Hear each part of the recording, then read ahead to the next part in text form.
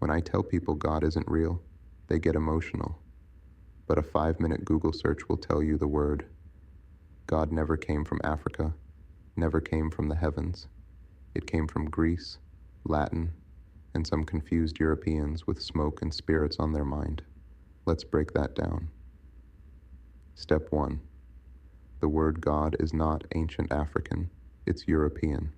The term God was not found in any pre-colonial African language. It was introduced during Bible translations in Gothic, Greek, and Latin, languages of colonizers. So when you say God, you're already speaking colonizer code. Step 2. God. Choice is Greek, theos. Greek theos.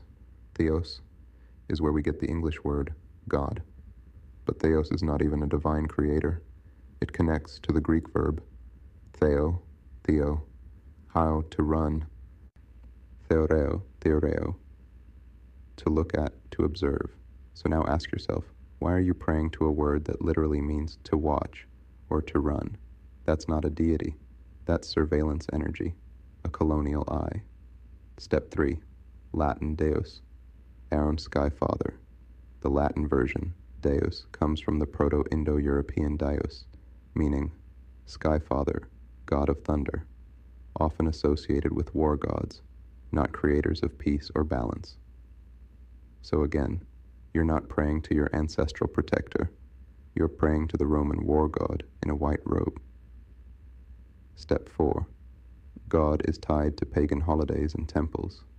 Latin feriae, holidays. Latin fanum, temple. Armenian deiki, mangam gods, plural. What do all of these have in common? They were part of European spiritual systems that honored multiple gods, war, wealth, fertility, death, and were absorbed into early Christian practices. Step 5. Smoke, spirit, spook. It gets darker. Some scholars, like de Saussure, trace God back to Deus, meaning smoke, spirit, spook. That means the God you're calling on may linguistically trace back to a spirit or ghost, not a loving creator. You're calling on energy of fear, not healing. Step 6. Oldest form, Teo, in Mycenaean Greek, written in Linear B script as Teo, plural, Teoi. That proves this idea of God was present long before Christianity and was already tied to European paganism, war deities, and social control. But step 7, the word God was a replacement code. When European translators created the Bible for new audiences, they removed African names like Olodumare, Nyami, Mawulisa, replaced them with the colonizer-approved term, God. So now every time you say it, you're casting a spell to a sky daddy made in Europe, not your ancestors. Step 8. You're worshiping a god of war, control, and obedience.